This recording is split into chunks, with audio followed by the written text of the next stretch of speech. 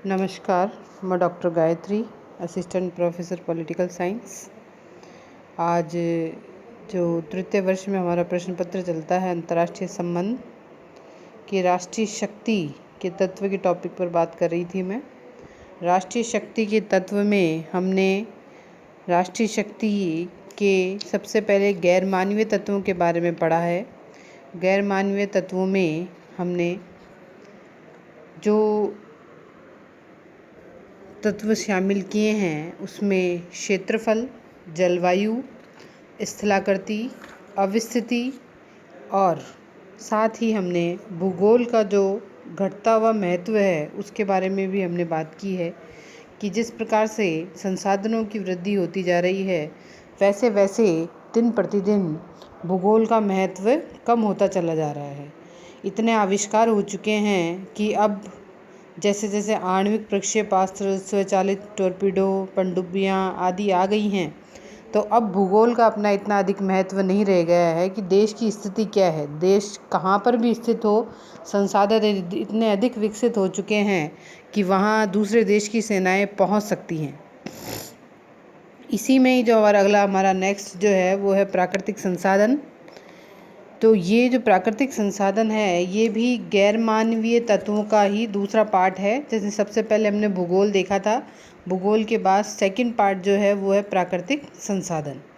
प्राकृतिक संसाधन राष्ट्रीय शक्ति के निर्माण का दूसरा महत्वपूर्ण तत्व है। राष्ट्र के प्राकृतिक संसाधन ही प्रकृति से उपलब्ध उपयोगी सामग्री को कहते हैं। प्राकृतिक संसाधन का अभिप्राय ये है कि प्रकृति से जो राष्ट्र को प्राप्त हुआ है वह उसके लिए जो भी प्रकृति ने उन्हें दिया है, चाहे वो तेल के कुएं हों, चाहे ईंधन हो, चाहे खनिज संपदा हो, चाहे भूमि हो, चाहे रासायनिक पदार्थ हो, ये सब जो भी प्रकृति द्वारा राष्ट्र को प्रदान किया गया है वह उसकी प्राकृतिक संपदा कहलाती है, जिसमें हम मुख्य रूप से ईंधन, भूमि और भूमि से प्राप्त रासायनिक पदार्थ जैसे कोयला, तेल, वनस्पति आदि को शामिल करते हैं। किसी राष्ट्र को उसे बड़ी शक्ति बनने या बने रहने के लिए यह आवश्यक है कि उसकी प्राकृतिक साधनों का वहाँ उपलब्ध होना बहुत आवश्यक है। प्राकृतिक संसाधन किसी भी राष्ट्र की पूंजी कहे जा सकते हैं। ये प्रकृति द्वारा प्रदत्त उपहार हैं जो राष्ट्र को दिए गए हैं। वनस्पति उत्पादन व जीव जंतुओं को खाद्यान्न के अंतर्गत लिया जाता है। कपास, रबड़, लकड़ी, फल, तेल, हाथीदांत आदि में जो देश आत्मनिर्भर हैं उस देश की आंतरिक सुरक्षा लाभपूर्ण स्थिति में होगी। अमेरिका और रूस को अपनी राष्ट्रीय शक्ति और विदेश नीति के मामले में अपने प्राथमिक लक्ष्यों से अलग नहीं हटना पड़ता, क्योंकि वे अन्न के मामले में आत्मनिर्भर हैं। तो सबसे पहली बात कि हर राष्ट्र को अपने अन्न से संबंधी, खाद्यान्न से संबंधी मामलों में आत्मनिर्भर होना चाहिए। भारत आत्मनिर्भर नहीं था तो हरित क्रांति के पश्चात भारत ने आत्मनिर्भर होने की प्रयास किया और आत्मनिर्भर हो भी गया। तो आज भारत अन्न के मामले में आत्मनिर्भर है। तो ऐसी स्थिति में भारत की राष्ट्रीय शक्ति में से वृद्धि हुई है। कच्चे माल का प्रयोग औद्योगिक विकास के लिए होता है। आजकल औद्योगिकरण के बिना राष्ट्रीय शक्ति प्राप्त करना असंभव है। इसका उदाहरण हम ब्रिटेन को ले सकते हैं कि ब्रिटेन बहुत लंबे समय तक औद्योगिक दृष्टि से बहुत महत्वपूर्ण स्थिति में था और बहुत बड़ा डेवलपमेंट जो था उसके उद्योग धंधों के कारण ही था। औद्योगिकरण तभी हो सकता है जब कच्चा माल प्रचुर मात्रा में उपलब्ध हो। अमेरिका और रूस कच्चे माल के विषय में आत्मनिर्भर हैं, लेकिन वे शक्तिशाली राष्ट्र गिने जाते हैं। तो कोई राष्ट्र शक्तिशाली तभी माना जाता है जब वह आत्मनिर्भर हो।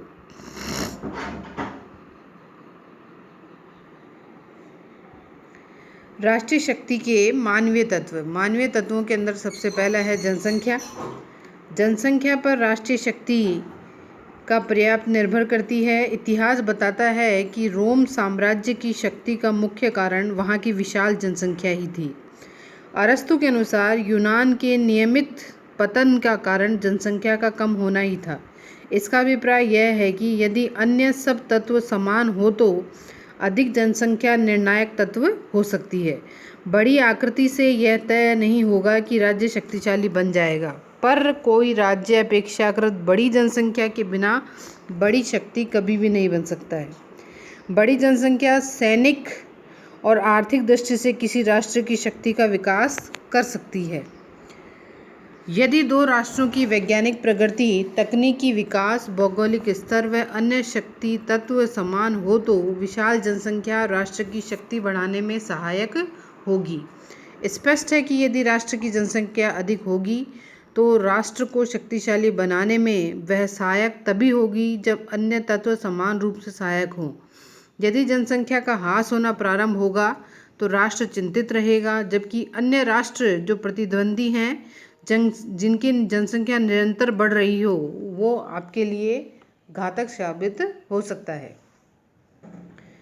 जनसंख्या के गुणों की दृष्टि से भी कई बड़ी महत्वपूर्ण बातें हैं, जैसे कि राज्य की जनसंख्या में वृद्धों की संख्या अधिक हो, युवाओं की संख्या कम हो, वहाँ की आबादी में पुरुष अधिक हो, स्त्रियाँ वहाँ के लोगों का स्त्रियों की संख्या कम हो, वहाँ के लोगों का स्वास्थ्य कैसा है, वहाँ के लोग शिक्षित हैं या निरक्षर हैं, वहाँ की जनसंख्या में अल्पसंख्यकों की संख्या कितनी है, लोग निर्धन हैं या संपन्न हैं, ये सभी चीज़ें राष्ट्रीय शक्ति के तत्व में बहुत महत्वपूर्ण स्थान रखती हैं। अधिक जनसंख्या भी राष्ट्रीय शक्ति के मार्ग में बाधक बन सकती है। यदि राष्ट्र अधिक जनसंख्या के पोषण में सक्षम नहीं है तो राष्ट्र की समस्याएं बढ़ेंगी। कभी कभी अधिक जनसंख्या बसाने के लिए अधिक भूमि की आवश्यकता पड़ती है तथा आक्रमण नीति अपनानी पड़ती है। इसका उदाहरण सीधा सीधा हमारे सामने चाइना है, चीन है। चीन की पॉपुलेशन आपको पता ही है, विश्व में सबसे अधिक है।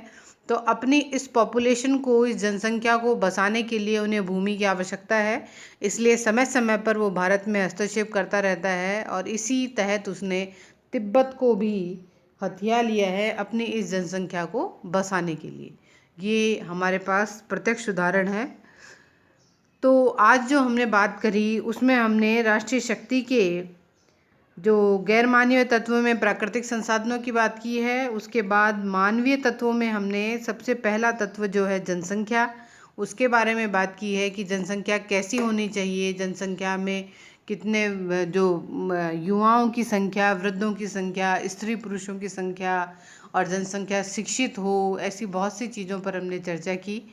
अंत में हम ये कह सकते हैं कि राष्ट्रीय शक्ति के लिए जो भी राष्ट्रीय शक्ति प्राप्त करना चाहते हैं उनके लिए एक क्वालिटिव जनसंख्या होना बहुत आवश्यक है।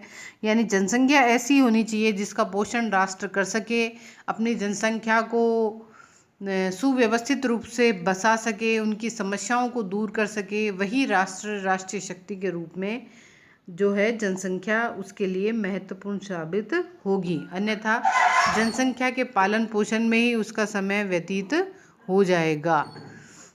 तो इस प्रकार आज हमने जो टॉपिक पढ़ा, राष्ट्रीय शक्ति के मानवीय तत्व जनसंख्या, आगे अगले व्याख्यान में मैं इसको आगे बढ़ाऊंगी जिसमें हम बात करेंगे तकनीक की। नमस्कार, धन्यवाद।